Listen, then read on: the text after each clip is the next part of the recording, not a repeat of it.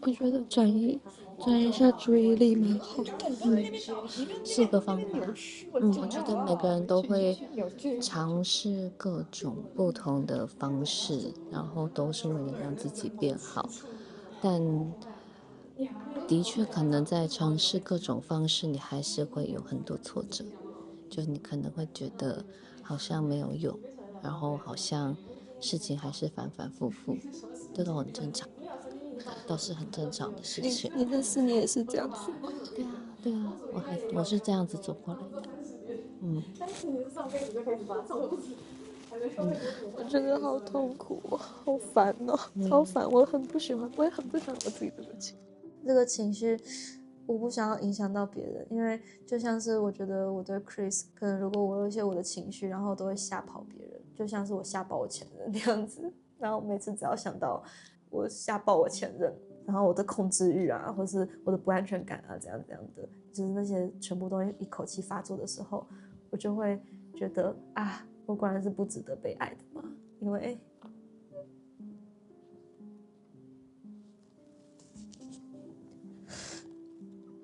我觉得我不相信有人可以真的承受一个这么有情绪状态的我，所以我现在就觉得，就是我处在一个很孤独的创作的状态，依赖这种痛苦的毒品，然后去做创作。但其实我真的超想要被照顾的，我真的超想要回归到健康的身心状态的，我真的超想要可以赶快康复起来，然后不要影响别人，然后我可以拥有一个健康的爱情的关系，然后我可以回归我健康的身心的状态，然后我可以做创作。像对李安来说好了，我是跟他说，我会想要分享，因为我想要当那个前车之鉴，就是我想要让那一些曾经在感情中可能发生这种很爱对方然后很痛苦啊，是不是我放弃了这段感情啊，是不是我等等之类的人，可以有人因为分享了这个故事，然后看到之后可以获得一些安慰也好，或者是他可以因为这样子受到了一些启发也好，能让他再稍微往前走一点，可以看到说哦，有人也这样经历过，但他还是走过去了。如果有这样的效果是最好的。本集由蓝星 Villa 和337同居约会赞助播出。举例，你有没有曾经想过，你在这边最想发展的对象，在这9天结束之后，出去认识会是什么样的情况？我没有想象说下节后会是什么样子，但是就是确实是有想要就是继续跟他发展下去，然后我没有一定要是他后面以后一定要长什么样子，但就是我在他身上就是看到我一直就是很渴望的东西。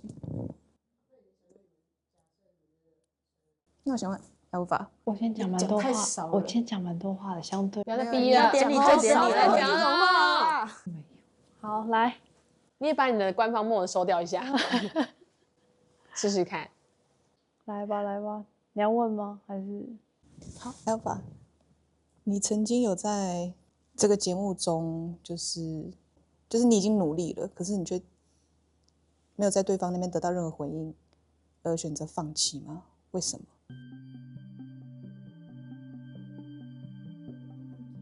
我当下听到就觉得说这个问题就是我问的，因为我就一直觉得他在逃避这个东西，所以我就想要借由就是这个东西问他。就是简答题，没有争论，没有，真没有。好，那就没有哦，不问了。下班，谢谢。好哟，你试试看啦，快点啦，再给你一次机会。那是我选你耶，再给你一次机会。那是我选你。好，不然要听什么？来，不是你要讲什么？你就回答。你们觉得有，我觉得没有啊。他所有的回答都太不真诚，大家就会很反感。好啦，那没有啦，收工了，谢谢大家。又，好不好？不是你认真回答，你认真回答。好，如果真的是他，那你认真回答。认真。让我想一下。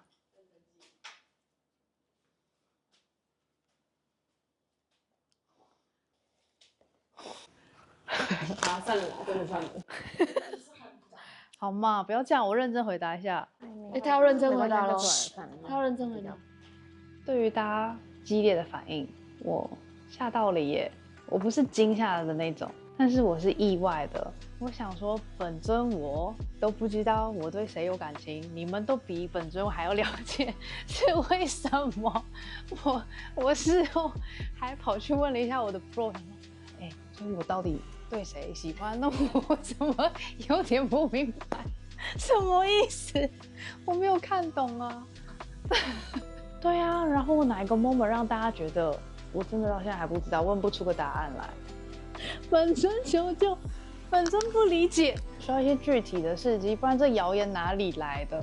哦，因为我觉得 Elva 其实她现在的状态是她很保护自己，然后她过去有一些经历我感觉到，所以她其实很焦虑，没有人要选她这件事情嘛，有点可爱。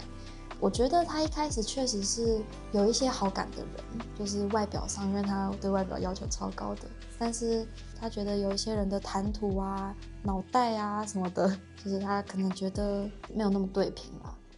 好啦，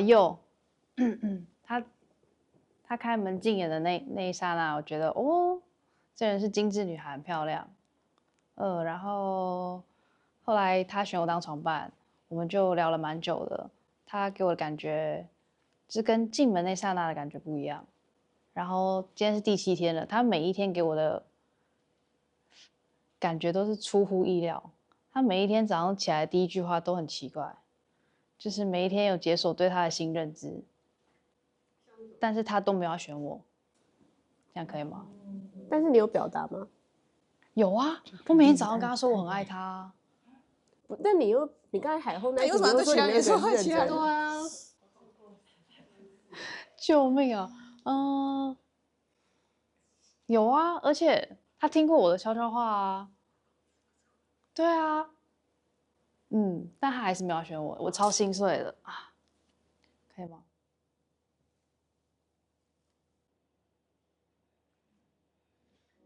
那因为今天也得到了大家这样子的反应，我之后又有可以借此机会去跟他深聊这个东西，就是可以把这个东西讲开。又实在太受欢迎了，但是我又有点不太确定要不要讲是不是真心话。他可能是就顺着大家的话讲，他又很会这样，所以他讲这些话的时候，人家也不见得会当真。但你说有没有可能一丁点他讲的东西是真实的？应该也是有，因为我之前是睡在单人床上面，我可以常常看到 Elva 找佑聊天，很长，而且他们聊也都聊蛮久的。正常来讲，谁想要跟没兴趣的人聊天，除非是你的 bro。那我猜佑对他的吸引力也是在的。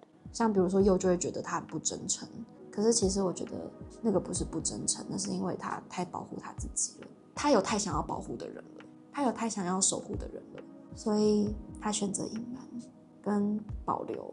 他会保留是因为他会想要保护他过去的感情，所以不是他不真诚哦。今天心动讯息传送的方式，先看好你自己的讯息，那就是直接看着你想要传送给对方的那个对象，看着他说，把它说出来。我就觉得很好，因为我本来就想要让大家知道也没有关系。我觉得很棒，对你想讲的人讲出你的真心话，非常浪漫的事嘛。因为心动讯息一定是有真诚然后真实的想法，然后我觉得能跟当事人直接讲的话，你的心也会被收到。给李恩，我们莫名聊了很多。你说起不常提起的过去，然后我才发现那是你一次一次硬撑的坚强。嘿，对不起，下回让你哭了一遍。没有刻意的靠近，但我们越来越亲近了。嘿，一颗蛋，我真的越来越喜欢你这个人。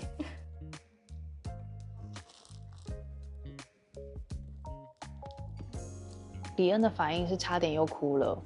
我就想说完蛋，我下午才把他弄哭一次，现在又把他弄哭一次，先不要还好后来他好像有 hold 住，但事后又不好了。对，九旭，谢谢你愿意说出这么深沉的故事。其实我也经历过跟你很像的事情，而我感觉还在这个过程中，还没有完完全全的走出来。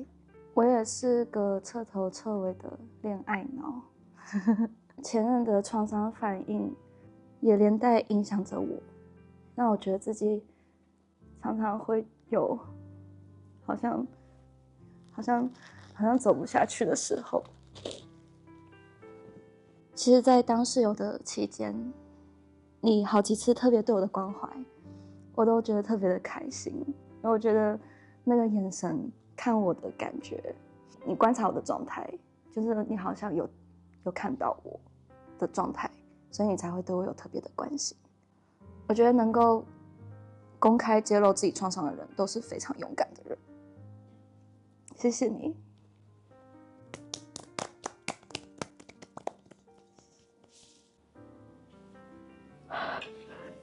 卫生纸在哪？卫生纸。被拿去厕所。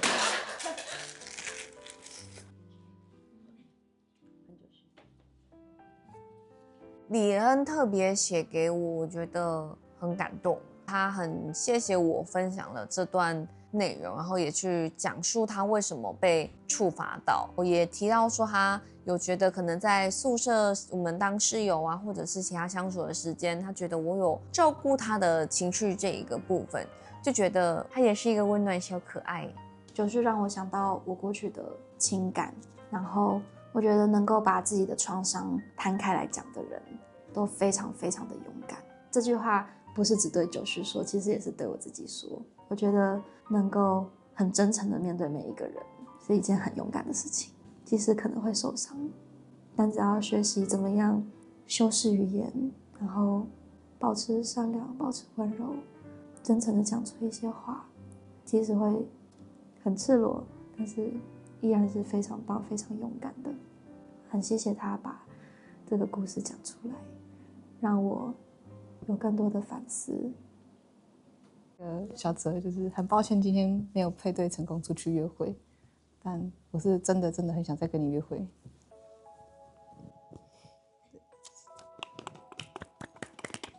讲的当下心情还蛮复杂的，就是一直抱持着自己是一个很混乱的人，很混沌的人这样子，对很多事情都很不知所措，然后又觉得自己好像搞砸了，想做点什么挽回这样子，有一点这样的心情，又有点觉得期待嘛，我就是想跟你约会啊，这样子。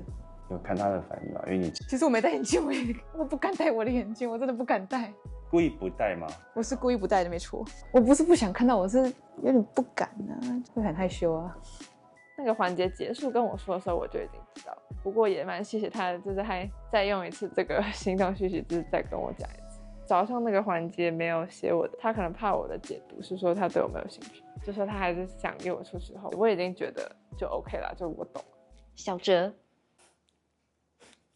虽然最后我们都没有能够一起出去约会，但看到你今天可以出去约会玩得很开心，我也觉得很棒。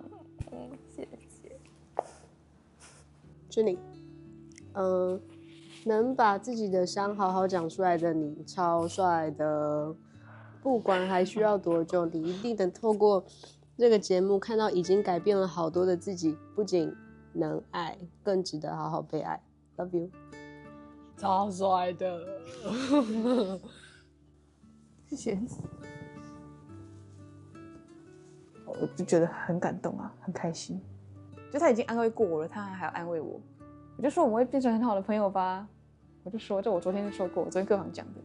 我今天写给的是 Jenny， 让我今天对她感到非常非常的骄傲，因为她今天把很大一部分的自己袒露出来，很勇敢让大家看到她这一面。那我有点想呼应一下前面小哲讲的，小哲其实有讲到一段，他说他觉得当他看到一个人的完整性的时候，就对他来讲是很加分、很信任，会更喜欢这个人之类的。那我觉得 Jenny 她完全有把自己的完整性投入了更多出来，那她在意的对象也看得到。我相信小哲他是也有感受到 Jenny 的魅力在哪。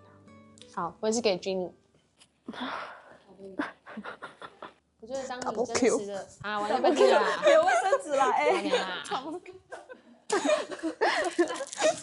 现在的信用讯息我就没有打算传给佑了，因为我觉得就是他自己有跟我说过，他觉得信用讯息没有到那么的重要吗？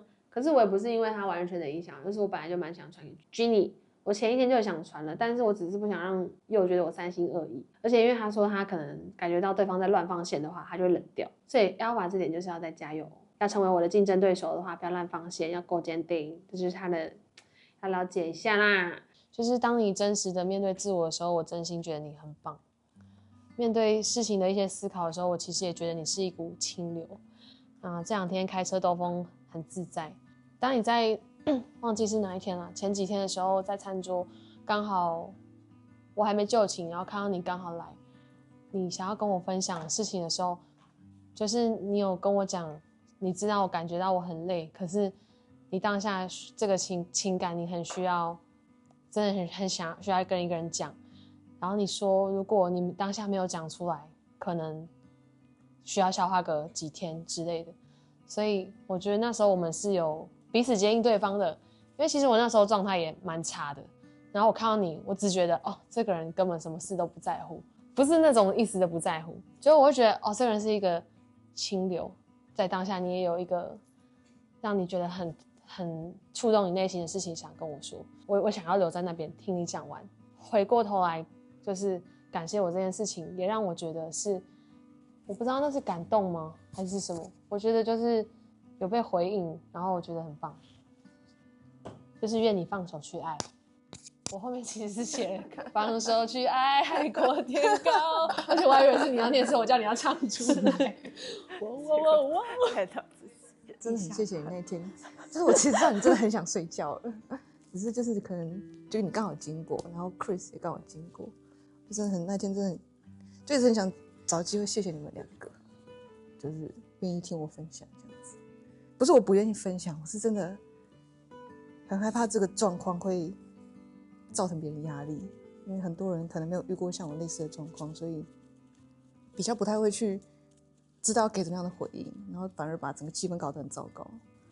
那我觉得就是你们也没有说什么一定要我怎么样，只是你们就是在那边听而已。我就觉得这一点就做的，就是我就很棒了，这就是我最需要的。谢谢，就是你真的很棒，在这一点上面超帅的，谢谢你们。等一下抱一个，超帅。就小鹿真的是很有趣的人呢，真的是觉得蛮酷的，居然跟小鹿可以这样变成这么要好的朋友，就是很谢谢他们2个。我那时候当下就马上回应他们2个，就是已经安慰过了，然后还要再给我一次安慰，我就真的觉得double kill，让我的眼泪就是一直这样喷出来。我没有想到就是可以在节目中可以获得这么棒的友谊，这是让我真的觉得最棒的。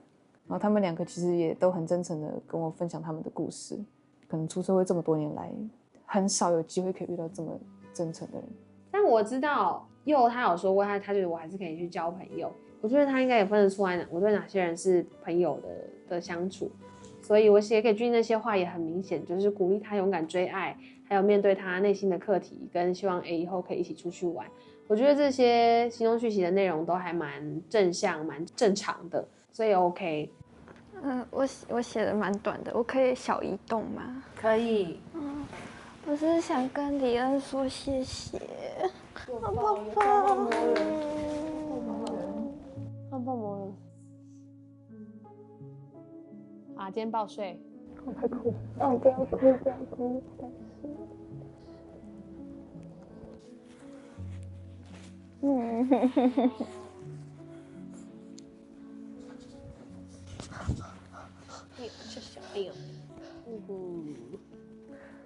就是很谢谢他吧，我被他看到，然后我也想要再给他一个拥抱。最想做的事情就是跟他道谢，可以的话就是再给他一个拥抱。而且就是李恩蛮喜欢肢体接触的，就是我自己也是一个喜欢肢体接触的人，就是我抱抱他，然后我今天也摸他的头。我今天写给你。传球，很简单。超出界了，超坏，教练觉得不行。对不起哦，对不起。那我很简短，图书馆。3个字。对啊。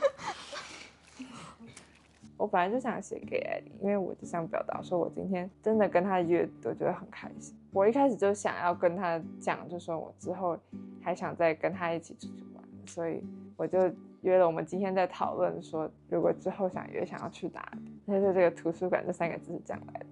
然后我就想说幸好我在想要写什么讯息的时候，我就已经想到了今天可能又要讲出来了，所以我就想一个，就是我们今天有聊到的东西，然后他应该你知我知的那种东西，就不要讲的那种太肉麻恶心的东西。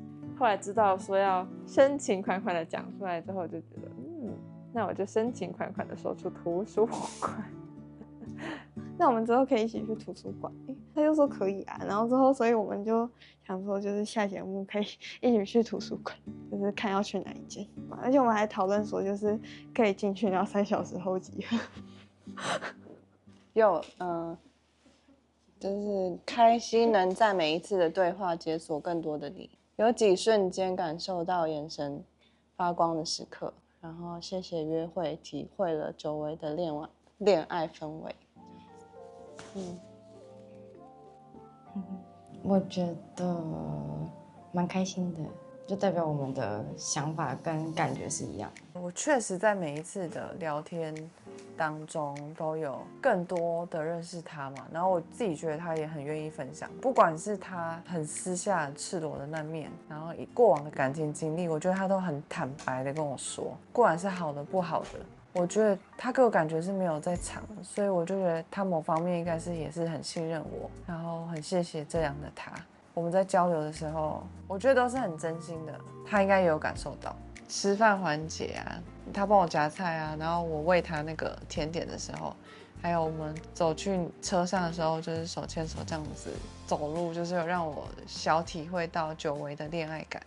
我觉得听到 Zoe 的心动讯息的时候，就有点傻眼吧。我知道他就是对他有这样子的感觉，而且我觉得就很强烈吧。我觉得甚至比他对娜娜的感觉还强烈。可是为什么你还是要表面上只选娜娜？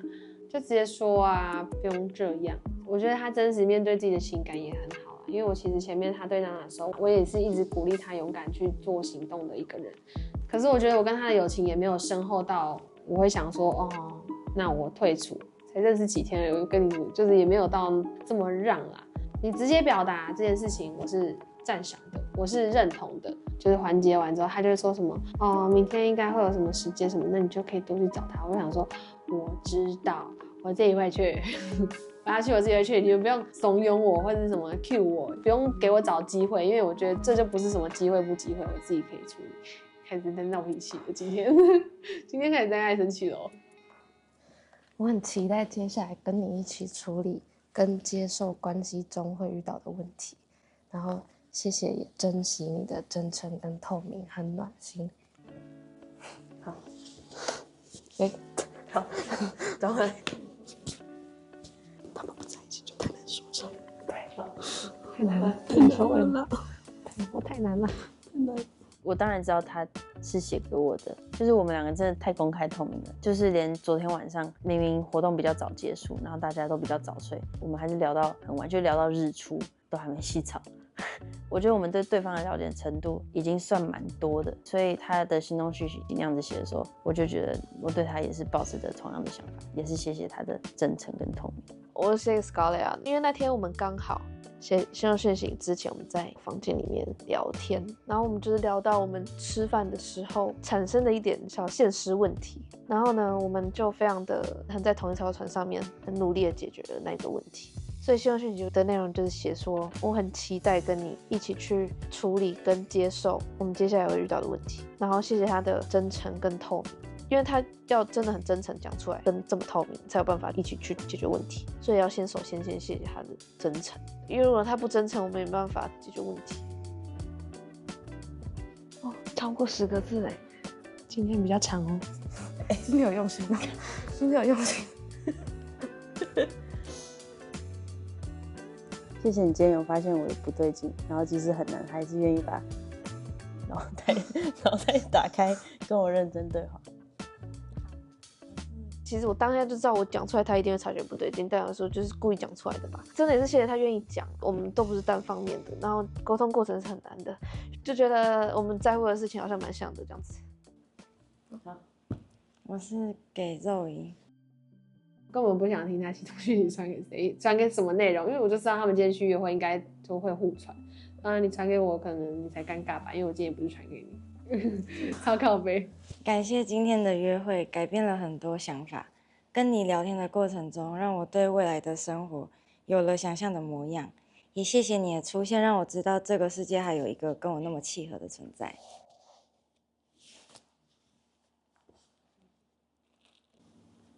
好，再见。好了，成全了，成全了。我对你付出的感觉，这么多年，换来了一句谢谢你的成全。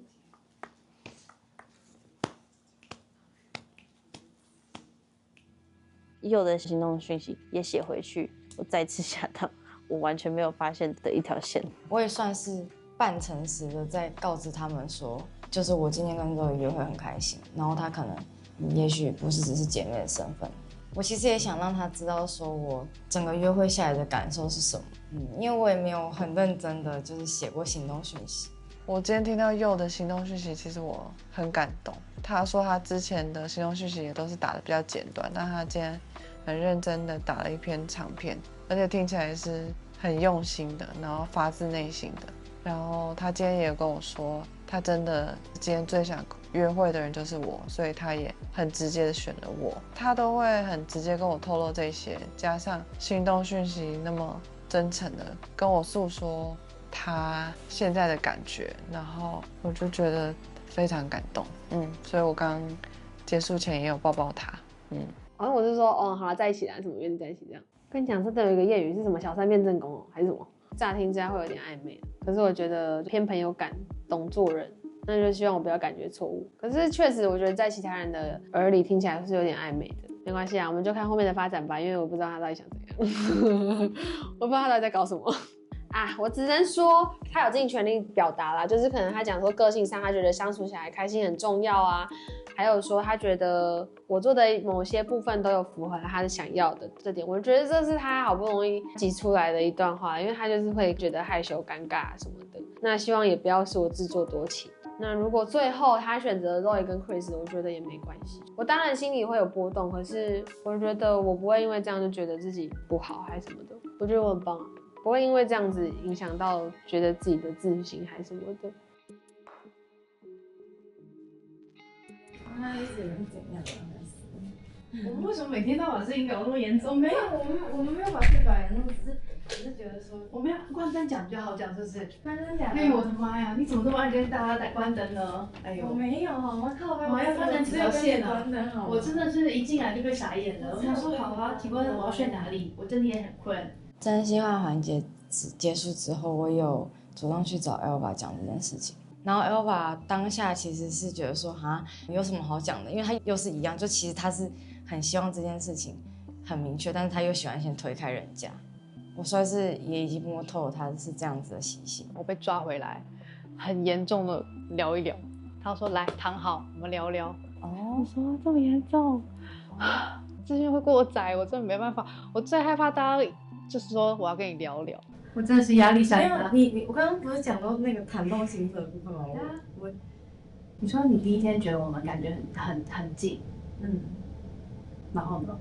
你想问？你有承认这件事情？我承认啊。其实我觉得我对你的感觉没有变啊。我会比较退的原因是因为我觉得大家想认识你，然后做一点床伴，我觉得我们已经聊很多了，我不想要。我们就是花很多时间没错。对啊。然后我觉得我已经足够了解你这个人，然后我觉得你真的非常可爱。所以我觉得以出去约会的角度，我会希望你选你想要更多了解认识的人。但是我对你说的那个行动讯息是当时是认真的，可是我告诉过你，就是我对某人的感情是我的事，那至于对方要怎么做，我觉得 OK。每一段感情里面，我不是那个特别主动的人，我会告诉对方，或许他会了解的意思，告诉他我对他有意思。那他不管有没有 get 到，都是另外一方先主动靠近我，我才会去追他。我觉得我那时候已经告诉过你了，然后 OK， 但是你也很明确讲了你喜欢的类型，还有你可能会心动，所以我觉得 OK， 那我理解了。对我来说，那就是一个你在暗示我到这个意思。不是，我没有暗示你耶。其实原来你误会了。没有，我之前不是有跟你聊过，我有跟就是长头发的人在一起。对啊。我都但所以其实我虽然说我第一眼大家好像误会说我第一眼就喜欢 T 那种类型，或是比较中性的风格，但其实我真的有比较多接触或是暧昧的，其实也是很多是长头发女生，没有特定的样子，就它就是流动的，所以T 只是一个比较具象化的特征。OK， 但是他那时候公布他的理想型，他又选了我当床伴，所以结合这2点，我就觉得哦 OK 啊，好，应该往后推，不要造成别人压力哦。然后如果你有想发展的线，那你就自己去发展这样子。我跟你讲完我那个心动讯息，那已经对我来讲就我的确有在开玩笑，一个很大的。对，但是我一半是开玩笑，一半可能是认真的 maybe。然后你那时候不是说我会考虑吗？然后后来我就想说，哦，你应该是把它归类于玩笑。不是，我会考虑的意思就是我想用玩笑的方式，但是很想认真的跟你说。然后所以我就全部把它归类于玩笑，所以后来所有的我都是以玩笑为主，这样理解所有的脉络吗？理解啊。对，就是我们有一天的心动讯息，我写了一段我觉得已经算是很暧昧的话了。我要的关系不是床伴。然后但是我没有收到任何的回应啊，然后他那时候只是开玩笑说我会考虑哟，然后就说哦 OK， 那就是给台阶下，不要再逼人了。可是那时候我讲这句话的时候，我没有在开玩笑，可是他给我的回应是让我以为他在拒绝的，所以我就觉得不只是要后退了，要撤退到墙后面了。虽然听起来很像玩笑话，可是话都说到这份上了，你要么接球，要么丢球，这就是我决定彻底往后退的原因。我可能用玩笑的方式说出，你真的就是以为我是玩笑，但是我是认真的说。好，我是认真的说，因为我也是一直选你当床伴，然后我觉得我们有很多瞬间是有合的啊，所以你知道你今天你最后一题的那个问题其实是我写的。你曾经有在这个节目中，就是你已经努力了，可是你却没有在对方那边得到任何回应，而选择放弃吗？为什么？ What the fuck？ 其实是我写的，因为我觉得我有感受到，所以我才一直想要把这件事情就是理清或者是讲清楚嘛，就让你知道。因为我每一次写什么讯息，我其实如果可以的话，我都会有写你。可是有一些东西就是没有那么直接很在台面上的这样子说嘛。对，那个确实是我的问题没错，因为我还有记录，那是我问的。就如果回答没有，你会很失望。我当时觉得你说没有的时候，我会觉得说。 这是不可能的事情，因为我感觉没有错，建议我就没有，我当时就觉得说这个感觉一定没有，就是没有错，因为那个东西跟其他的东西真的都不一样。什么叫不一样？就是不一样。我不觉得我有不一样。不是不觉得有不一样，是你有感受到，就是我是有感受到的，所以我才会觉得不一样。我自己都没有感受到，大家在帮你办喜礼的时候，我都没去办。我知道，但是这个跟那个没有关系啊。 你说我特别照顾你这件事吗？你特别照顾我以外，然后还没办法，你那时候心动讯息，那时候讲完之后，后来你就退了很多，我就知道发生什么事情。你又知道发生什么，我都不知道。作为当事人，我都不知道发生什么事情。我就觉得说没有，所以我就一直想要，就是把这个东西就是再转回你身上，希望你把它讲出来，这样我们就可以赶快现在这样子聊，你懂吗 ？OK，我可以退后1万步，因为我也还不确定。 我的心思是怎么样，知道吗？对，还有我也正在理清中。因为我真的很少只跟人家这样子，我根本没有，我根本就没有这样子跟人家这样子过，所以你是特别的，所以你也必须诚实。就是对啊，我就这样觉得，而且我觉得你是一个很有节感的人。其实我觉得，我不知道，我确实也比较喜欢年纪比我大的，所以我反而就是喜欢家里有矿主。不是，你在家里有看全都是这么宅，小时候在洗澡。 你全是超不宅，对不对？哎，小时候可以这样理解吧？他知道有你好，好，哎呀，我真的是开玩笑。哎呀，不要那么爱干嘛？很可怕。就是啊，你要问这位小姐，她关灯了。没这样子比较好，等下。你们吃药了没啊？还没有。会偷听哦。哎，我血压3000呢。哦，不能跟阿华私聊。等一下嘛，一个一个来。你们之前都跟 Chris， 我现在理解 Chris 的感受。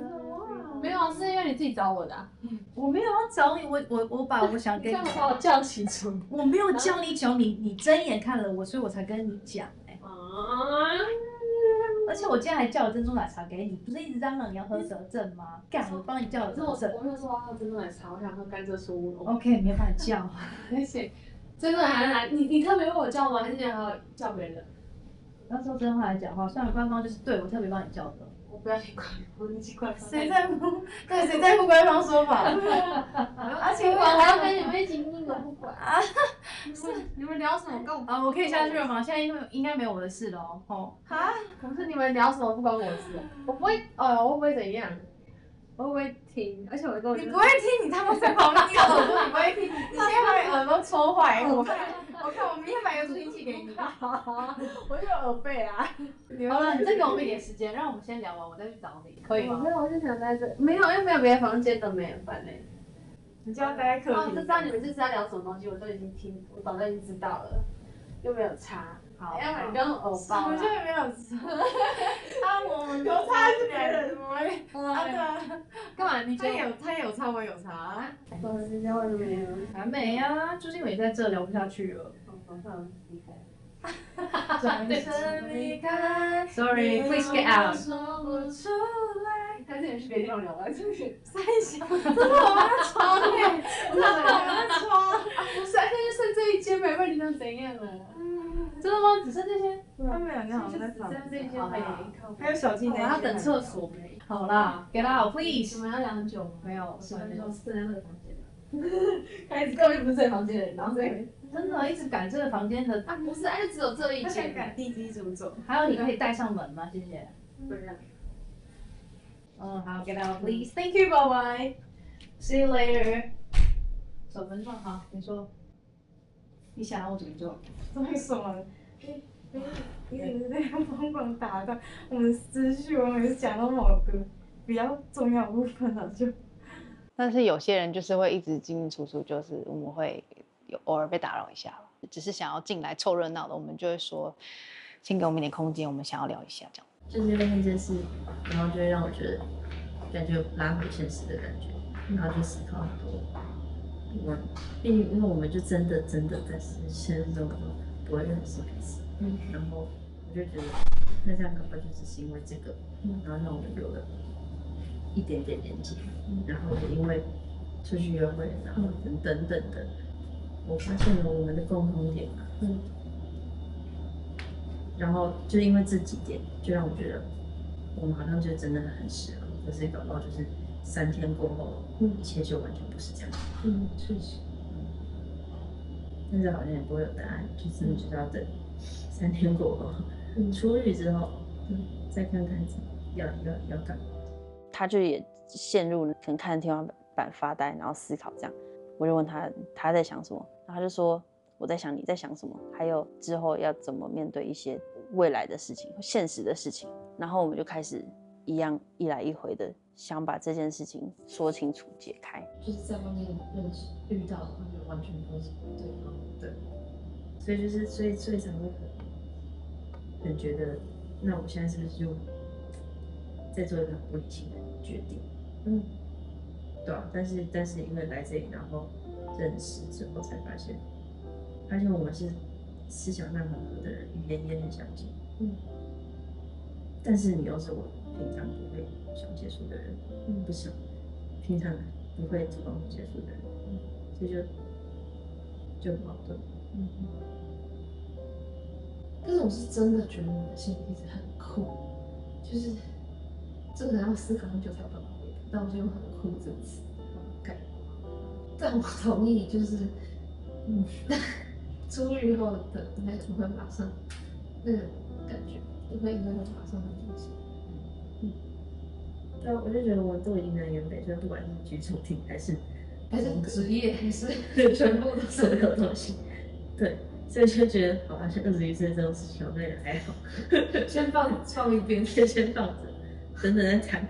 对，但是我觉得最吸引人的就还是你的思想跟谈吐，对你的想法这点是不会改变的。只是其他硬伤，对其他就真的需要面对的东西就太多了。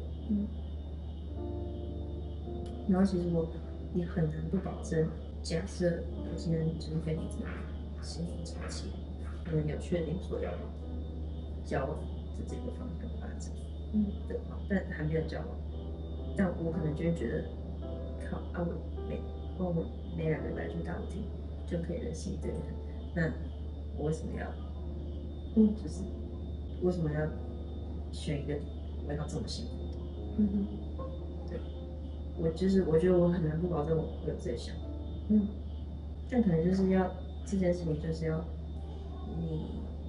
就是要我们的契合度有真的到，就是我可以完全就觉得不管我就是要更认识你，我就是没有想要再遇到我认识那些人，反正这点是目前是在往好的方向发展。那你不知道认识更多之后会有什么其他的？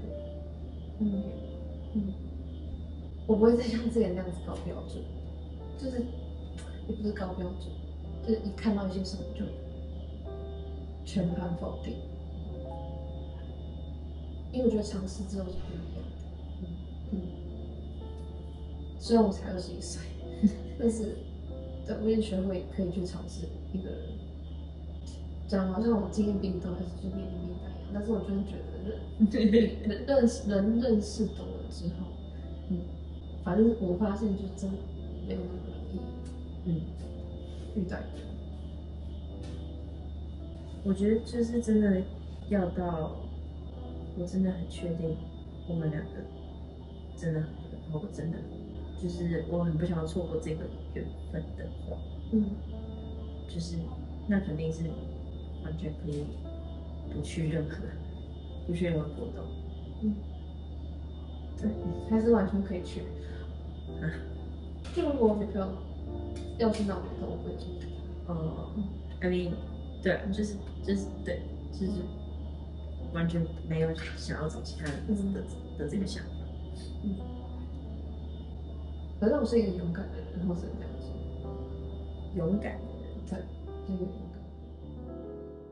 因为这件事情也没有一个固定的答案，最后的结论就是这几天就是真的也没办法看到一个人的全貌，只能在结束之后再跟这个人去做一些什么事情，然后在现实生活中真的去了解这个人，才知道我们到底是有没有可能继续维持这段关系。你说我希望你怎么做吗？对，我没有希望你怎么做，但是我觉得是不是想跟你讲开，就也不是讲开，就讲这件事情，想让你知道我的感受了。就的确你的颜值长在我脸上，然后因为我觉得我们算是有交心，聊蛮多的。对啊，我知道你很多，就是你没有告诉别人的事情。对，那所有的 detail 应该只有你知道。对。但是因为你太爱讲干话，然后因为我有讲正经话的羞耻症，我觉得有些太认真的事情，我怕我正经讲的话，我自己会。有时候情感太满吧，因为我其实是一个很感性的人，我知道，虽然说看不出来。我觉得我们2个某些点蛮像，所以我们会用笑话就来包装这个。对。就其实我一开始不会对你讲这些奇怪的话，就是讲干话，但是我会对别人，所以我今天好像有被提醒到，就是我没有讲干话，就是有意思的人，所以我今天才开始，应该是昨天几天吧，就开始跟你讲一些奇怪的话。但对啊，你也是你应该知道。他就觉得我应该不要用玩笑去包装一些本来想讲的话，这样子。的确，当时有这么一点喜欢离婚，但是因为如果我觉得有比我更喜欢你的人，然后你喜欢，我就会退出，我就会觉得 OK。那假设你2个年纪相对状态，我就成全你。所以我才会和他没了。的确，好承认可能maybe那么一个 moment， 你进来那一刹那我没有。但是是你选了我们在房间聊的那个 moment， 我有一点点觉得这女生很特别，对。然后后来有一点 off 是因为你选了我当床伴，这件事见仁见智，但对我理解是，最没兴趣的是当下，对吗？对。但我觉得，因为你会选一个安心的人跟你一起睡，你不会选一个心动的人跟你一起睡，因为你这样会觉得你会睡不好。所以我想说，哦 ，OK， 那就是我多心了。所以其实从那时候我就在家。其实我们的观念是一样的，但是我原本感觉有人说，我就是一个直觉觉得说我想去你当床伴，但是我那时候并没有想太多。但后面我有想到说，其实我跟你睡就是会紧张，所以其实我第一晚上也根本什么都没睡，然后后面发现就是因为你也睡不着，我听到你边起你说你睡不着你就出去了，然后后来我就睡着了。对对对。所以从那之后我就觉得，可能我也有调整成说。反正我们睡觉也离得很远，所以没关系。对啊，我就离特别远，因为我怕对方会不舒服。我不知道大家怎么想，但是我是一个如果我没有意思，我不想要让对方有任何负担的人，所以我都会收得很好，除非对方先碰我，然后我会知道哦，他可能 maybe 有这么一点意思。我就想试试看，知道这个人在干嘛。L 宝跟路吗？对，现在他是我的。我们现在聊这样的事情，所以，我可以开小灯吗？请。谢谢。就是因为种种，然后我都会看对方，因为我都明明知道谁跟谁要配，我干嘛去猜测人家？这是很白痴的事情。我就告诉你啦，我觉得爱一个人就是成全他。你每一次选择都是，这个是非常确认的选择。我就会这样让大家知道是选择，所以我才会讲，就直接用讲出来的，更明显。开对吗？就小一点。这个我同意了。就是我哪里有开对，所以我才会，用两个坚定的选择。我先洗澡好，不用洗澡，我因为其实没事就有坚定的。对，我知道啊。但是就是没有那个充沛，我要怎么那么坚定或者什么？然后我可能还想认识你，但是你又退了的时候，我就想他到底是怎样？如果今天写你，我知道你一定不会写我，或者是我今天就怎么样，然后你就一定不会这样做。OK， 我会猜到你会这样。其实OK， 我们应该燃起斗志，是不是？也不是这样说，因为我不想要影响你的任何的决定或什么，但是我就想告诉你说，其实真正的想法跟感觉是什么。对，我希望没有人会误会这件事情。我没有想要影响他之后做的后续任何决定，但是我想要跟他说，就是希望他不要误会，说我其实从一开始就没有想要了解他，其实我是有的，就他有曾经在那个待定区，可是如果他自己把这个机会错失了，我也没办法这样。我也不是说不争，但是如果那件事情会严重到影响了我有意思的人，或是我的家人，我就会选择退，我会宁愿成全大家。但是如果那件事情无关我喜欢的人，或是我就会直接去争他。但是因为我比较在乎你的想法，所以我觉得以你为主。就像你没有问过我的想法，你就是就是看到就是表面上的东西。我只能说，就是你也是一个金马影后这样子。我是金马影后，就我看不出来，我没有看出来，再加上我也没有，我不觉得你会想跟我谈这件事情，所以我就不会去问这件事情。我只会关心你现在状态舒不舒服，就像那天你跟我说的实话的，所以我很担心你的状态，但是我不知道怎么去问，让你会觉得我不是过度的想要探你隐私，越界。对。你们现在有打算再试试看吗？可能会哦，可能会严重影响到我之后的抢亲哦。如果刚刚我们两个没有认真的聊好，我不会，我一定会保留我的空白。可是现在既然知道了一些事情，我会考虑，但我不知道他现在确定会选谁，只是因为就是我们中间的对话有不断的在错过，所以因此导致他的心动对象选了别人，还有约会对象选了别人。但是假设我不要错过那些他给的暗示明示的话，可能我会是其中他一个约出去的对象。我觉得可以早点告诉我啊，毕竟我这么有点迟钝哎，我就看不懂大家干嘛我在意，但是我就觉得说你在意，你要让我知道啊，我才有办法。有啊，就是再继续你的跟你讲一些细节我的感受，但是你都不问我，我想说我自己讲很 cringe。我就讲只空三心，不太想怎么样，就是我就觉得我表达，因为我表达能力可能有一些地方有一点就是会很容易听不对，所以我就没有办法就是正常的，我就觉得很害羞。我平常连在一起我也很少讲我爱你这种，然后对方就会一直不停的逼我讲，但是我就是讲不出口。我不是讲不出口，就是我想讲，但是我就觉得我就做不到，我觉得太害羞了。为什么？太害羞。对啊，所以我问了所有人要不要跟我约会，我就不会去问你要不要跟我约会。今天让我最心动的瞬间就是聊了很多，我们大概聊了40分钟有吧，而且那个态度是很认真，因为平常我们2个讲话偏不认真，没有那种在开玩笑的情绪，就是很认真的讲，所以刚刚那瞬间还蛮心动的。有些我们错过的瞬间，然后现在回想起来会觉得哦原来是这样，然后就会觉得心脏暴击。好，明天会更好看，反正我要来抢，横刀夺爱才是爱。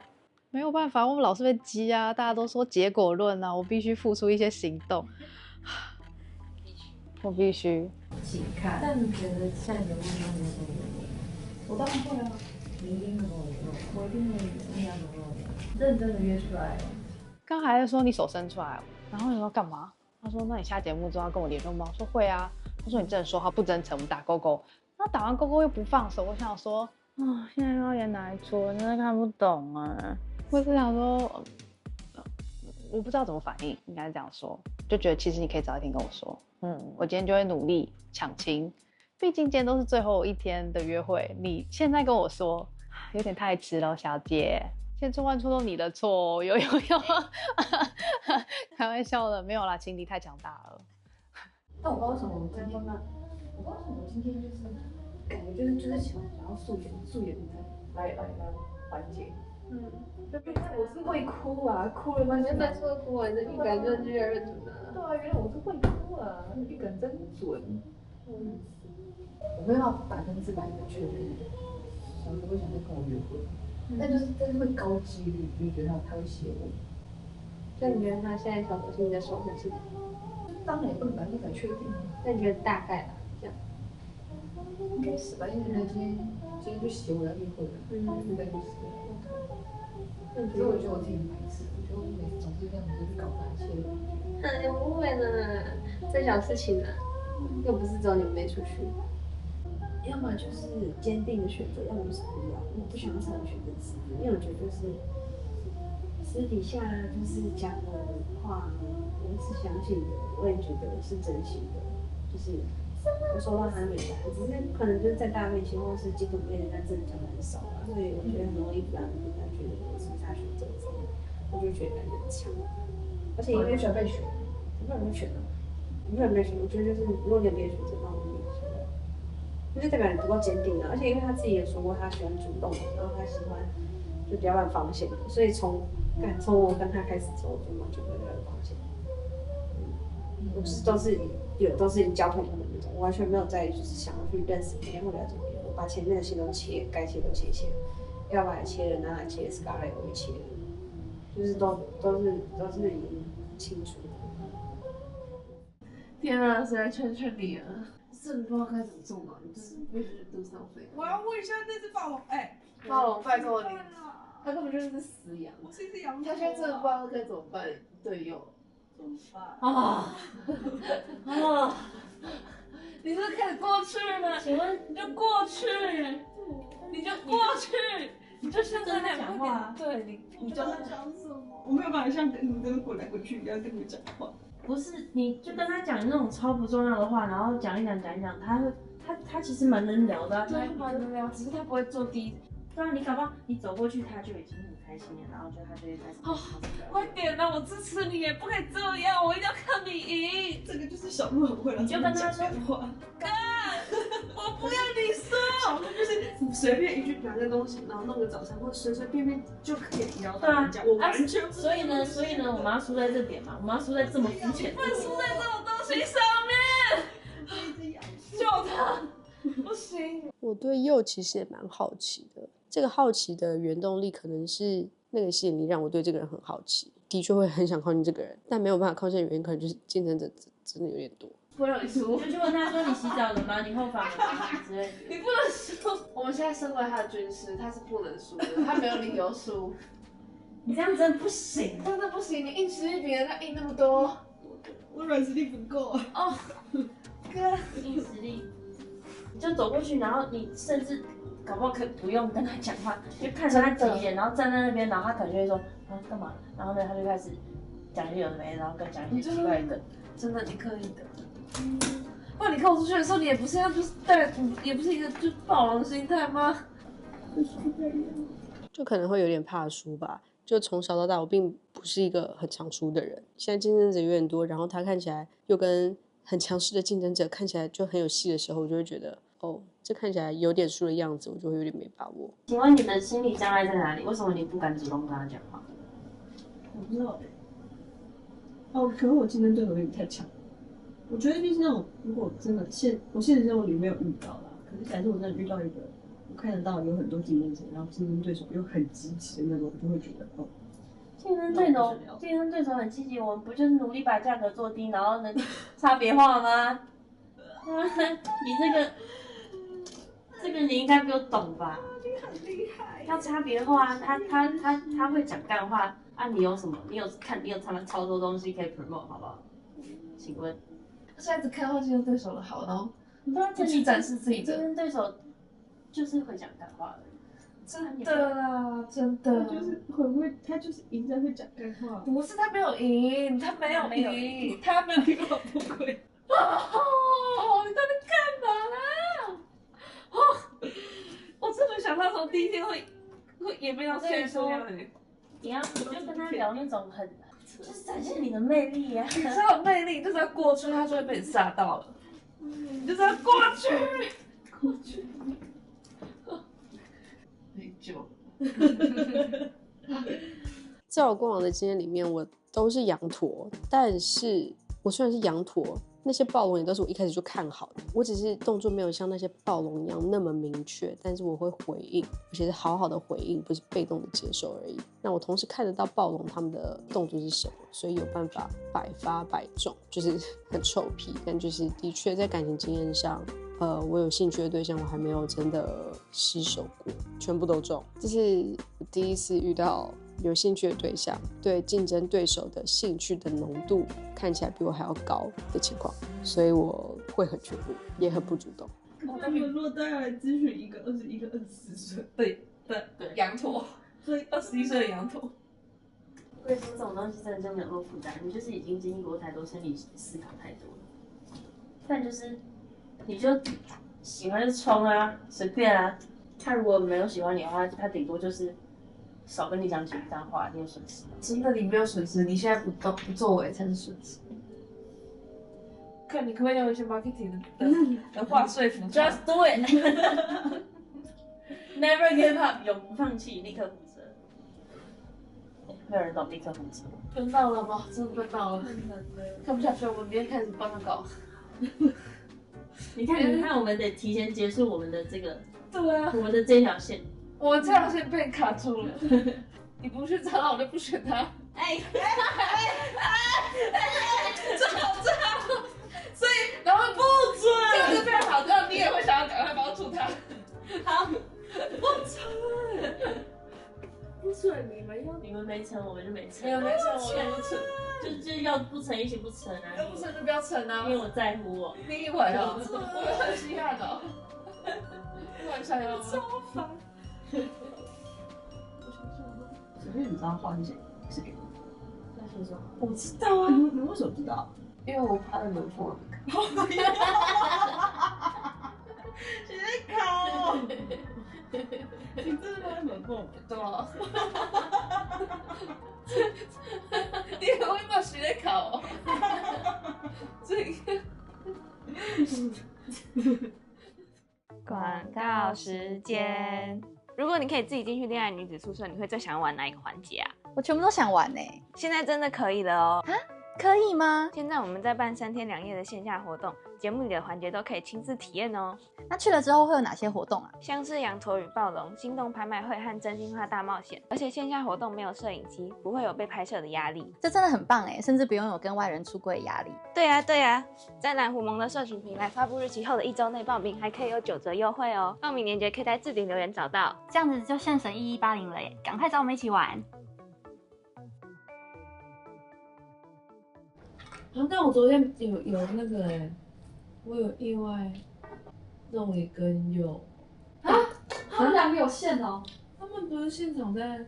我有我昨天后访都在讲这个我傻爆眼他说哦，肉也在那边，我想说他就是装你的 bro， 然后喜欢你的，就是在讲他，对你也是，原来我有线哦，可是你可能单向吗？对右吗？你看对啊，大家都猜你就对，我就觉得你单向对右啊。等一下，但昨天还是你说你没有单向，其实右私下我跟你很好。对啊，还是右私下跟你很好，还是你们已经私下传这些？我们一直都很好啊。就是你也是其中一个。可是我觉得右其实发展很多条线。对，然后等一下，我们事情要先切分，比方你这样子时间线很乱。在我当下回答真心话大冒险的时候，我是真心的说没有。但好，现在话只说到这里了。但是什么意思？是后来有了。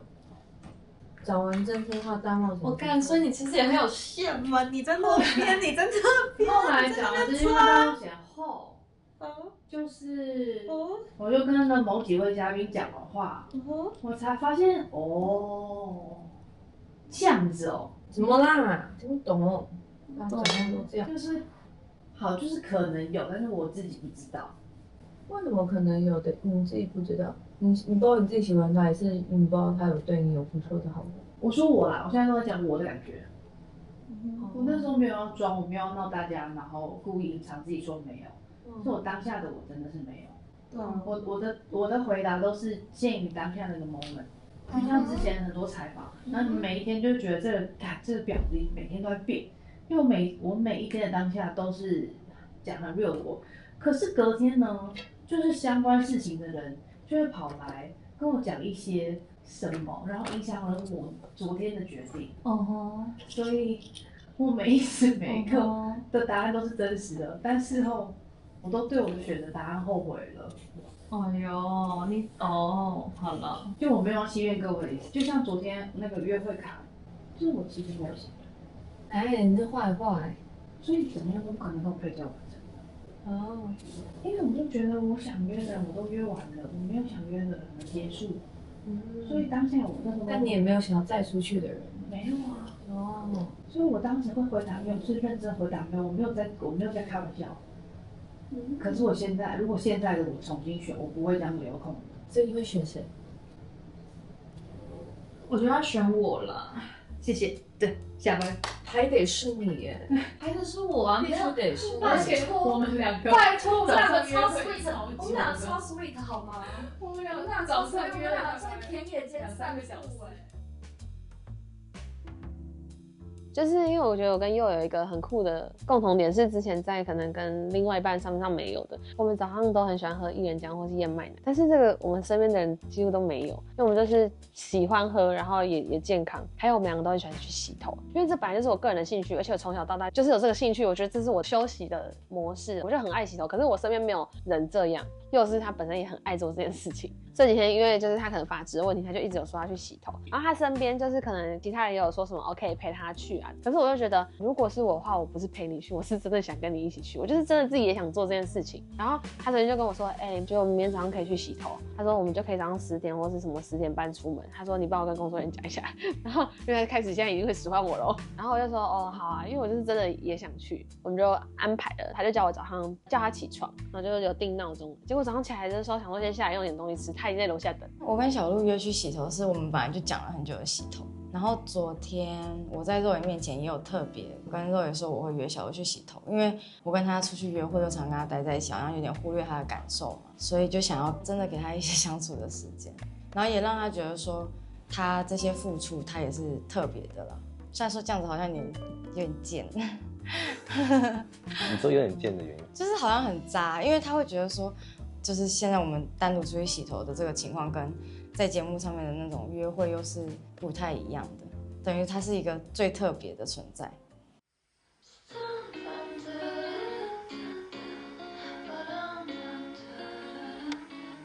我觉得我们今天的这个私下约会超级日常的，它不是一个什么特别的精心的约会或是精心的打扮，可是我觉得这真的很像真的在一起之后2个人会做的事情。洗车活动，把子忘记关窗户。小好白痴哦！快出事！出事了啦，顺便洗里面啦。顺便洗里面。对啊，一起洗一洗，80块比较划算啊。80块也对，没什么好抱怨的。没什么值得抱怨的。顺便查了附近的加油站，我们就去那边洗车、洗头、修车、洗车这件事情，感觉就不会特别排在约会里面。可是我觉得就是这样，我才觉得很棒。而且我们在车上就是很自在的聊天啊，也聊蛮多的。其实他今天跟我讲一句话，我觉得蛮窝心的。他是事后跟我讲的，然后他就跟我说，他觉得就像已经在一起的感觉，就是会觉得有点窝心吧。在开车去洗头的路上的时候，小六有跟我讲过这件事情。他说，如果是在现实生活中，他会觉得说，他跟别人要去分享我这件事情的话，他绝对是不会做的。可能他60%，即使他比较多，别人还有40%，他是觉得说他是绝对不会这样子。但是因为在节目上面，可能也无可避免。他说他其实是不喜欢说，我还没有那么确定的要选他吗？或者是难道他还是70，然后别人是30？这种，但我觉得我也跟他说，就是我不否认这件事情。小鹿要我坚定选择他的时候，我是觉得有一点压力嘛，每天都这样会有一点逼呀。小鹿对我逼的这个行为是有影响我对他的喜欢程度。我是属于你越逼我，我就越会反弹。但是你反而跟我说，我都知道了，如果你怎么样，但是我还是会选择你。你这样子反而我会更自在的想要选择你嘛，因为我觉得你给了我空间，但是你依然还是坚定的选择我这样。但是在车上的时候，他有跟我讲到就是什么最终选择的事情，然后他就有讲到一些他对于选择上啊，或者是他自己个人之前发生过的事情，那有可能他最终选择他还在犹豫，因为他就跟我举例说什么像单身即地狱的谁谁谁，他选了一个安全牌，可是大家都知道他心里比较喜欢那个后来出现的男生，然后后来线下他们好像也有在一起什么的。我就有跟他讲说，其实尊重你的选择，但就是我理解你的说法，但是我自己个人是没有认同。我也蛮直接的说，就如果是我的话，我就不会这样子，就会觉得说，那是不是因为你有别的其他的选择，你才这样做，还是不够喜欢吗？这样，既然都已经影响到你对他喜欢程度了，你有告诉他吗？或是想要告诉他，就是建议他可能不要再这么做？对，小鹿曾经是有这样想过啦，可是这个东西很难开口，因为他在很热情的表达他的情绪或是需求的时候，我讲不出口，我只会觉得说，干，很心虚耶，很愧疚耶，我要怎么直接讲啊？眼前看到有一束花嘛？对，有。这一束花呢，是你们有其中一个来宾准备的，那他要送给在场的某一位来宾，可是他不想透露是谁。Oh my god！ 那这一束花呢，是要送给佑的。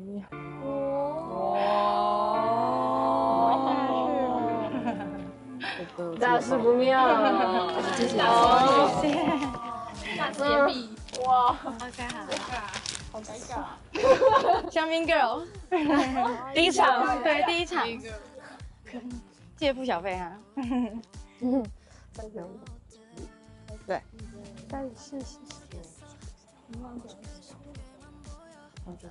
哦，你跟我想法一样。我们我会不知道，你很恶心啊！反正你心里怎么想就是我怎么想。对，当下觉得有一点小尴尬啦，但是觉得还是开心的吧，毕竟我也很久没收到花了。把花交给你的时候，你觉得其他对你有好感的来宾可能会有什么想法？在当面你们给我花的时候，我觉得其他来宾会觉得说，现在是怎样追我的人都那么积极吗？就是那些本来就羊驼心态的有好感的成员，就会觉得说他可能有一点退缩这样。那你觉得是谁送的？其实我没有特别去想，其实我不太在乎，但是觉得Zoe应该不至于做那么浮夸的事情啦。我觉得是 Elva 吧。Chris 虽然很爱乱花钱，可是我觉得他不是会走这种路线的人。我想给他一点惊喜，算是对他表达我的心意。因为我们昨晚其实有很深聊过，他突然找我跟他好好聊天。好，然后聊完之后，我才发现，原来是这样子。原来我们互相有点喜欢对方，但是因为阴错阳差的错过了，所以我想说，借由这束花告诉他说，其实我是有在意这个人的。我也想看他收到的时候是什么的反应，还有我的情敌们有什么反应。我私底下本来就会做这种小惊喜的事情，然后尤其是我在知道可能有情敌的情况下。那你观察其他人的反应？当下大家都是开心的，但是送完花之后，我感觉到小鹿有很在意这束花是谁送的，所以他好像有在旁边调侃了佑，就说他的线很多啊什么的。然后 Zoe 也是问号，他就是不知道是谁送的，但很想知道。我那时候比较在意的是小鹿的反应，因为小鹿对佑的保护欲有点太明显了，所以我只专注在小鹿上。当下站完一排之后，我才有意识到说是 Elva 送的，但是在这之前我完全状况外。大家站一排要准备录影的时候，他就跟我说什么，你就装不知道就好。然后我那时候才想说，那束花是他给我的，这样。他可能原本以为我有意识到嘛，因为他有塞纸条在我的那个洞洞鞋里面嘛。Elva 今天还有丢一个纸条在那个佑的鞋子里面，就丢了一个红色小卡，然后用写英文字，然后丢在佑的鞋子里面。我跟Ginny就看到他鞋子里面有一张卡，然后佑就说什么东西这个怎么会在我的鞋子里面？然后结果那个Ginny就说好像国中的时候怎么会丢东西什么的，我就觉得很问号啊，就是为什么要丢在人家鞋子里面？就是这是什么东西啊？反正早上我就在看那个花店嘛，然后结果我发现我找前几家都是要9点开，所以那时候大概是早上6、7点，Ginny在客厅睡觉，饭厅只有我，然后后来李恩下来，然后我就想说，好啊，那既然又说他很看行动派嘛，好，那我就想说，那我就发个纸条给他，也算是作为我们昨天对话的一个回应。因为我想说，下午大家不是要出门嘛，那总要穿鞋吧，穿鞋的时候就会发现，有个惊喜这样子。纸条上面写的是什么？纸条上面那个翻译是我可能喜欢你，然后你可能比我早就知道了。这样子，我想表达用意是，因为我一直以为我没有喜欢他，又或者是因为他当时很多对话让我以为对方没有意思，所以我压下了我的喜欢。但是借由昨天我们深刻的对话后，我发现其实我刻意压下来的其实是喜欢他的。借由那1个小时的对话，把这些东西都拉回来了。他后来有发现这个纸条吗？有啊，他一回房间就呛我，就说你是高中生哦，还传这种纸条。这模仿给过吗？来到这个环境，最主要的是因为是最终选择前一天了嘛，所以今天下午就是深聊的阶段，每一个人最多可以选择2个人。OK， 那你们想一下，如果想到的话，传到你们的群组，你要跟谁聊？我一开始只有写 Chris， 因为其实我觉得我跟佑已经聊蛮多了，我觉得大概都清楚他重视什么，然后他也清楚我重视什么。我就原本想说没有写他，后来觉得我还是可以利用这个时间再多聊更多，我就又写了佑，所以我就是 Chris 跟佑。有一 part 是好像 Chris 他不小心传错群组嘛，然后大家在那边尖叫自己说他看到。其实我觉得所有的这些反应都会让我心脏就是一直上上下下的，然后其实我觉得我已经不想要再去承受这种心脏上上下下的感觉了，所以我最后听到 Chris 他把传到多人群组的那个讯息收回去，我是没有看到啦，但很多人都在尖叫，然后惊讶说我看到了什么的，我就选择先屏蔽这些声音，然后那个时候也做了一个举动，就是我把我原本写 Chris 的讯息删掉，改成选 Scarlett 跟 Elva。现在的心情就是觉得我不想要再被 Chris 牵着情绪走了，因为我真的太喜欢他了。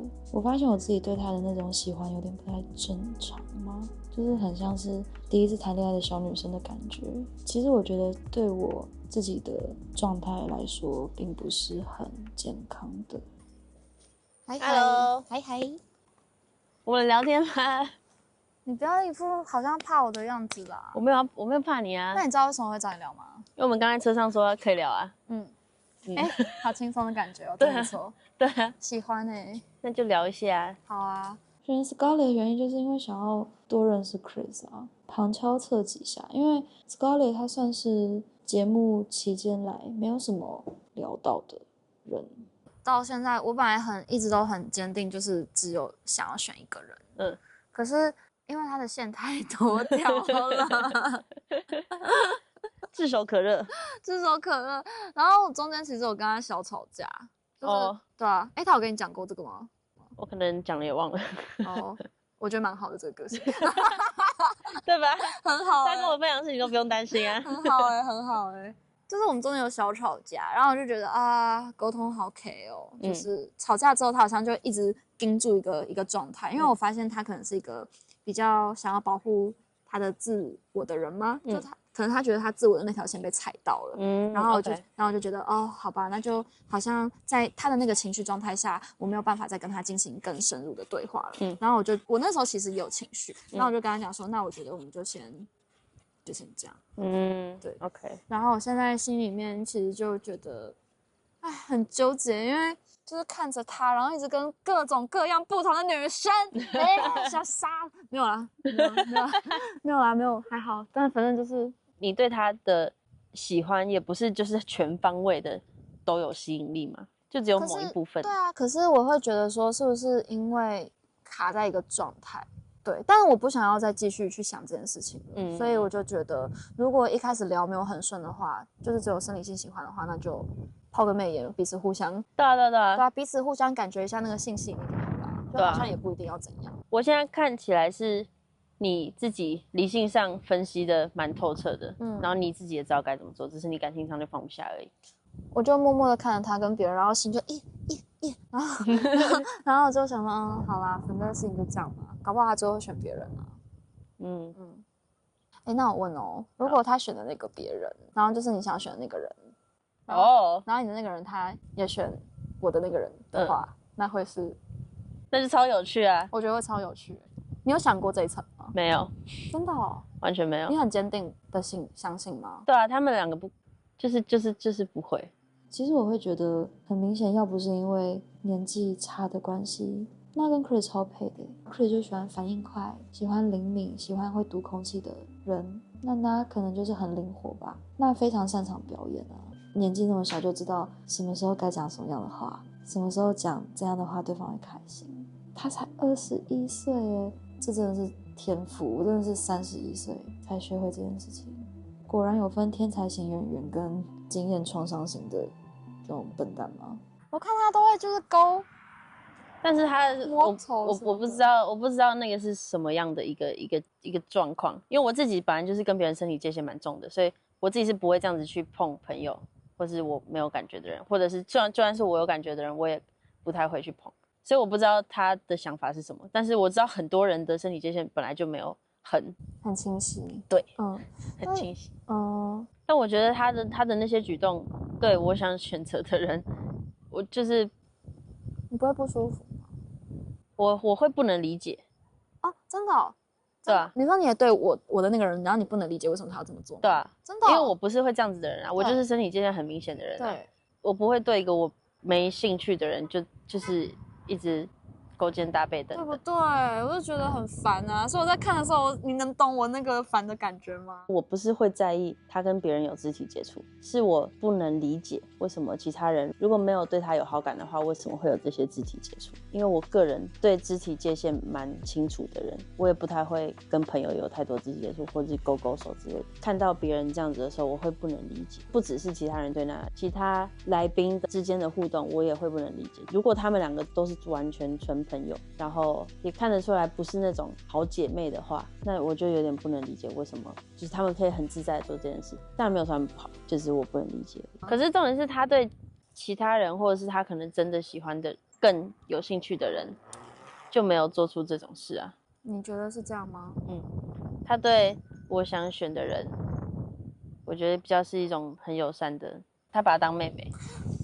你知道我对妹妹这个词我也觉得有点小不爽，就是因为他一直在跟我再三强调说，她就是我妹啊，然后我想说妹拼妹啊，这很像是那种，就是你以前在异性恋的那个框架里面，然后你去，就是你当你在质疑你的男朋友，就是他是不是有跟其他女生走太近的时候，然后他们急于辩解说没有，她就是我妹，她就是我干妹，她就是我老妹，然后我就觉得哈，你知道那种干妹吗？真的也会让人觉得三小啊。对，因为我看不顺眼他的一些行为嘛，就是他会勾着娜娜，然后怎么样，就是有一些身体的那些东西，然后我也会觉得，就是那对我来说让我会蛮在意的。我现在开始会觉得，那到底是 Chris 的心机还是什么？搞不好 Chris 一直在我面前跟娜勾肩搭背的是他的心机吗？我不晓得，我也不想再多想了。但是因为 Scarlett 一直说，据他了解 Chris 他是一个非常非常清楚知道他自己要什么的人，但他同时也会被艺术家，被一些魅力四射的人，比如说我相信我一开始可能真的是他的人选里面的人吧，只是因为我的情绪没有控管好，所以他就先掰了这样子。可是其实我同时又知道 Chris 他好像是也蛮在乎身体契不契合的，他一直说他跟娜有互相的性吸引力，我当然会觉得不安啊。那你是怎么看？确实是对不对？确实是听起来有点怪。对啊，但我个人是没有担心什么啦，就是我没有想要去揣测他到底是什么样的心态，但我也不担心我想选的人会选他，所以就真的哦。可是我刚刚有听到，我没有在挑拨离间哦。可是我刚刚有听到你想选的人说啊，我好忙哦，手上好多线哦，这样子，开玩笑的吗？他是开玩笑的吗？他真的很多线啊，真的很多人喜欢他，然后他也很想要帮忙别人，所以就所有线都在他手上，他也想要帮忙他的朋友，勇敢的去跟自己喜欢的人讲话，所以就变成他处理自己的事情，也要处理他朋友的事情。我觉得 Scarlett 她只是不想让自己再往下想吧，因为她比较爱自己吧，也可以把它解释成是没有让自己陷入那个情绪里面，是因为她对自己非常有自信。她觉得那不管跟 Chris 怎样，她都会觉得那最后始终会选择 Scarlett。其实这也是我蛮欣赏 Scarlett， 就今天这样跟她小聊一下，我觉得她不是没在想，而是她更稳定住自己。我很喜欢思考，我很喜欢想东想西，然后我觉得他比较都在思考一些很现实的东西。那有时候我们对话就会卡住，就当我想要再问他更深入的时候，他就会，他就会卡住这样。好像可以理解，因为我觉得我跟他的思考逻辑应该是会比较相似。所以你们沟通上可能会出现一点点不太对频的地方，我觉得蛮能理解的。这个我也不太知道怎么解。大家本来就会有自己思考的逻辑跟讲话的频率，那如果有些人对不上，就是对不上，真的也没办法，就你也不能强求他，真的就是照你的逻辑去思考，然后你们就变成各说各的。其实我听到 Scarlett 对我说会不会只是因为 Chris 对我的动机不足的时候，我其实也觉得蛮如释重负的。虽然我脑子还是会一直去想，就是会去折磨自己什么的，但其实我觉得时间过去之后，等到离开这个节目，我不用每天看到他之后，其实一切都会往不太一样的地方去发展吗？那你会害怕看到明天 Chris 的选择？那我可能就多画一点图啊，这样子。Hello， 先聊你的，我的，都可以啊。先聊你的啦，我觉得因为我们聊蛮多东西的嘛。真的吗？有吗？有吧。我选择 Scarlett 跟 Chris， 他就是我们两个之间算是有一点月老成分在。我跟他也就是很好嘛，就聊一下他跟别人的问题，因为他其实不是一只暴龙，他是羊驼。那选择 Nana 的话，其实我们互动已经够多了，可是有点想要小总结一下我们这一段，以及他的未来，以及他也很关心我的未来，交流一下彼此的感情线。他选的人是我在说你的哦。不是，我是说先聊你的感情状况。没有，我想先聊你的。好，你也没有给我选择，没关系啊，就问问而已。没关系，你就这样找，不要找啦。你的就是他说他选的那两个人是，他不太确定这两个人最后到底是会不会选他，然后他确定了他没选，听懂了哈？他应该是会选你的。你们一定要聊到明天要做的事情哦。还有什么能帮的啊？帮不了啊。我也想妥。好了，跟半差哈，我其实也算是个。对啊，从第一天你走进来那个房间的时候。对啊，根本就是不懂人。我还算是个炒股高手。对啊，我是炒股小白。就是个羊驼。对啊，我是要选你。跟反差哈。好了，来聊我的。我不希望你当咨询站，我比较想聊你的 ，OK。因为我也算是见证了很多东西，然后我很擅长察觉，人跟人之间的化学反应。所以你们走在一起，我没有太意外。那最终选择，我们也不说你会选择谁，可是我会觉得，我想问的是啊，或至少你现在这个阶段，你最重视的是什么？工作、学业、激情、稳定。稳定。你追求的是稳定。长久的关系，深度认识一个人，然后我们一起去做很多事情。OK，真的就是一个伴，然后我们真的可以一起去做很多人生阶段里面去冒险的事情。我会想要跟他一起冒险，不想一直换对象，因为我一个人就没办法去冒险。那可以跟另外一个可能差不多阶段的人一起冒险，我会很有安全感，然后对我喜欢长久稳定的关系。就不要说死说这都一定会到最后，但是至少要久一点。就是你们看我们到底是怎么视角？因为我其实自己看的没有那么清楚。其实我察觉得到他是怎样的人，然后我也感觉得到，其实他只是差一个机会去做他，让他自己主动。但他只要开始主动了，他应该就停不下来，而且他就是会，他就是非常专一，他一定是土象星座。就我所知，他也是。他金牛，他就土象啊，他超专欸，土到不行哎，他整个就是他的眼神就在找我。对啊，就很有安全感啊，对，就很可爱啊。然后就是，所以我没有太意外，因为我有一天一直跟他讲说，我觉得他应该要跟你出来。然后他一开始还有点就扭捏，那但是因为我们那天我跟你表演会了，所以我大概知道我的决定会是什么。然后我边看你，然后我边看他，我就边觉得，这两个，只要是我喜欢的人们，应该都会有点戏。对，因为你比较早嘛，他其实也蛮稳的，可是我觉得他有办法提供你很好的安全感，跟让你稍微不要那么早。他就是给我蛮多前期我不知道的 Scarlett 的资讯，因为我前期对 Scarlett 其实真的没什么感觉，就是一张白纸的感觉。Chris 就一直说 Scarlett 就是他可能还没确定之前就是有点捏这样子，但是他很确定之后，他就是一直超暴龙，精确吗？我觉得蛮精确的，他看得蛮准的。以我这几天对他们观察来看，我应该算是第一个发现他们两个有非常好的化学反应的人。我认为我也有一部分的功劳在里面。跟那院会之后，我也一直鼓励他去多跟其他人认识。那我跟 Scarlett 从一开始就把对方都你知道 bro 化了，所以我也是一直在鼓励他赶快去认识娜娜，因为从他的眼神里我看得出来，他只对娜娜有兴趣。那我能提供他什么？你能提供他什么？好，但你觉得感情里面一定要有谁提供谁什么东西吗？我觉得双方都要带给双方一些什么吧。不能只是单方面的他给我的安全感。他给你安全感，但我觉得你可能也给他就是。毕竟他来这边是第一次体验，就是女生对，好，那这不也是个很好的启蒙嘛？那如果光是这个启蒙的人也让他觉得，可以从一而终，那不也很好嘛？我觉得任何时候的启蒙都很重要，所有的第一次的启蒙都很重要。是的，对，那你就是他的第一次。所以好，就像你说，你可能不见得真的知道会走很多远，不要说是什么一辈子啊，很对啊 cliche， 但是但至少我觉得你们可以走很久很久。这样子哦，我是觉得我可以提供他，错不了，真假的？对，你举手。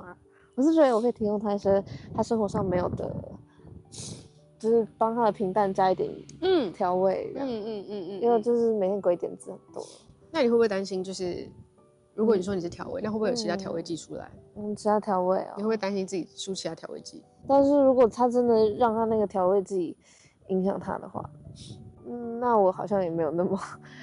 强求还是你对自己这个调味剂，我蛮有自信的。OK， 那就对了，你要这样回答。对，我蛮有自信的。而且他如果不想吃，他如果不想要我这一罐调味料的话，那我也不想要帮他调味了。好，对啊，他现在看起来吃得津津有味，所以没关系。对啊，对啊，说不定有天吃腻啊，对不对？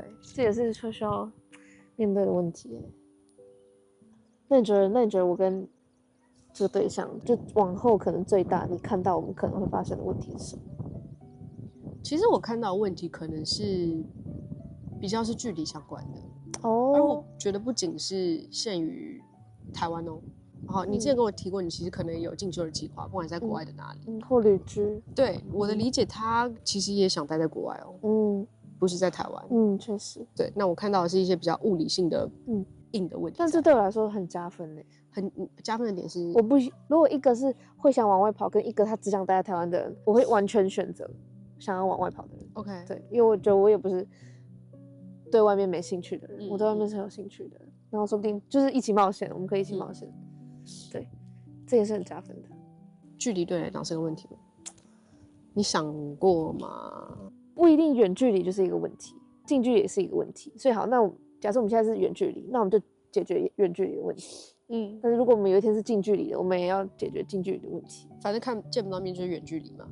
那他自己说，他觉得他有很多想要跟 Scarlett 一起做的事，包含现在短期想要做的或者长期想要做的，不管是两个人一起想要去探索的东西。那他也想不到太长远的东西，但以短期他觉得短期有什么问题就先解决短期的事，长期的事遇到了之后，时间到了他们可以再去讨论。所以听起来他们都有想要继续这一条，线下都还想继续联络，然后看要怎么维持，或者是让这件事能成，那我们就期待咯。那你是会想要常常见面的人吗？因为就我所知，他应该也算是个比较需要空间感的人。对。但感觉你们这样相处下来，我觉得他需要空间感，可能是不是因为他喜欢的是以前跟男生在一起啊，就需要很多空间。现在跟女生看起来根本就要黏 TT 好吧？他在想什么？两个人格，他有点对。他还在摸索对啊，发现自己跟女生不需要距离。对啊，最好黏在一起。对啊，整天黏在一起，把家里弄得香香的，干干净净，煮饭。对啊，他居然是这个类型的，好可爱哦。对啊，真的是哦，就知道给他尝试，他一定会喜欢。我想常见面嘛，我会想在精心的时刻见面这样，但是到最后可能还是要归于日常对，最后阶段。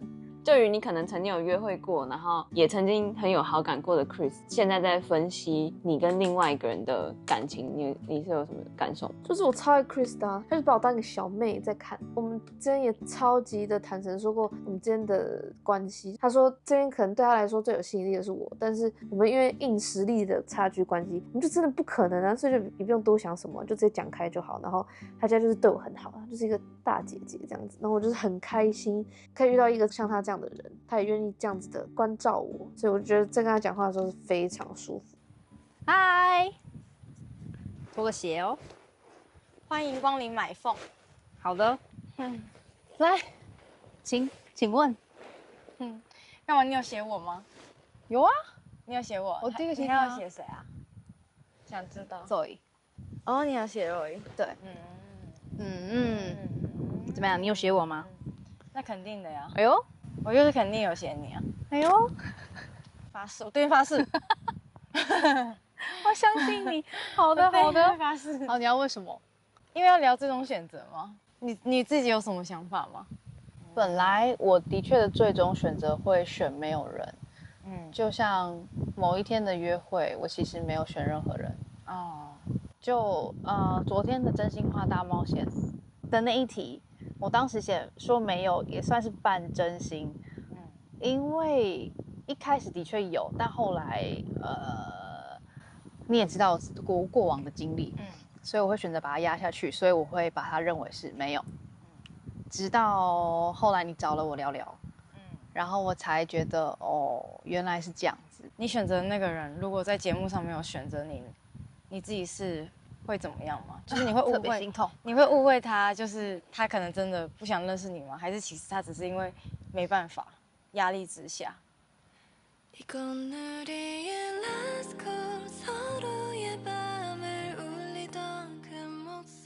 很害怕那些我没看到的真实的你，搞不好是我就是完全不能接受的，或者是我的那一面就是觉得算了好麻烦的那一面又会出来。他真的会很有可能发生吗？就是怎么样它会发生？我们还有讲到说，如果我们真的有一些问题，我们真的克服不了的话，我们之后的关系会怎么样？一切都很未知，但是可能就是连朋友都没办法当。所以你会觉得你是稍微比较照顾对方的吗？还是互相？我喜欢，就是我是喜欢的。我觉得他后面的反差应该有让很多人觉得很可爱的地方。其实他回应东西，他如果明确知道自己在想什么，他很直接，我觉得他超直接。那你觉得呢？我已经想了一个。没有，因为我是觉得说，确实就是马上会发生的事情。雀巢咖啡，柠檬茶。你要让我一直摸你这个，你应该这边全部弄掉，这样就可以直接这样摸。一直在控制你。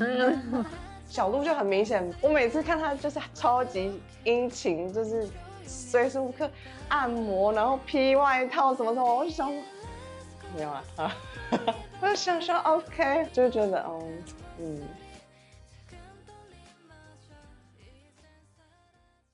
眼前看到有一束花嘛，对，有。那时候到公园，然后看到工作人员捧一束花，我就想说，反正我不知道什么游戏环节，但是可能就是选一个人站在你最心动的人面前，然后可能很深情跟他告白，然后送上花，我就觉得想象那个画面应该是超级心动的瞬间。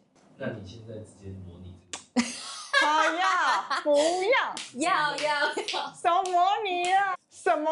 大家有模拟这一段吗？有都有，真的哦、对，因为有的人也有一些幻想，等一下，我讲什么？好，现在又站在你面前。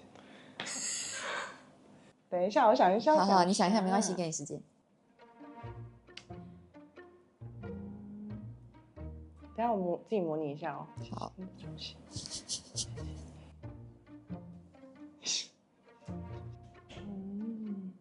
好啦，还是讲比较诗意的一句话。那你分两个版本好，一个诗意版，一个白话文版。好。还有就是，如果这个花是要给目前，你们笑什么啊？烦死了！是不是？啊？因为这花很小，还有我就想。哦，对，好了，可爱，你真的很可爱，好。还有，如果今天是要把这束花给最心动的人，我想送给你，然后想把你拍成一部电影。好。然后还要再一个无聊版本的吗？白话文的。还有这束花，如果要送给可能这几天总结下来觉得最心动，然后有恋爱感的人，我想送给你。谢谢你的出现，让我下半季的恋爱女子宿舍心情亮了起来。然后我完全没有想到，原本是情报站变成可能跟你开始有情感的连结。我们在讨论对家庭跟另一半一起生活那个画面，都很触动我的心。然后我不知道你怎么想的，可是感觉你的眼神也是有光的，所以我相信你应该也很有感受吧。然后我非常谢谢，也很喜欢你都会对我讲很多很明确，然后很专属，可能会让我心脏有点暴击的话。就这个花想送给你，谢谢。对啊，干嘛？好感动，真的哦。对啊。我很小。等一下，你们是骗我？只有我有那个告白环节？不是，是只有你有幻想。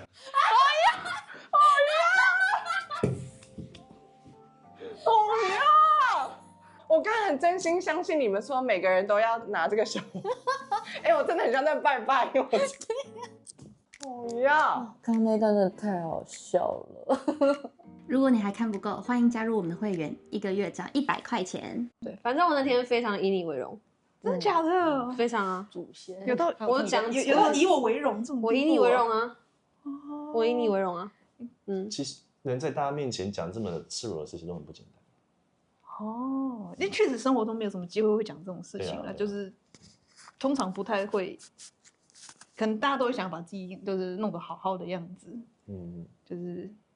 就是要讲这种故事可以，可是要天时地利人和。可是不是会有一些人是你可以看到幕后花絮，来宾们参加节目前的面试片段，完整版的约会内容，甚至是来宾们观看播出后的第一反应。但你要注意，如果你是 iPhone 用户的话，请不要从 YouTube 的 App 购买会员，这样会被多收50块的苹果税哦。所以建议可以从其他的网页浏览器或是电脑直接购买哦。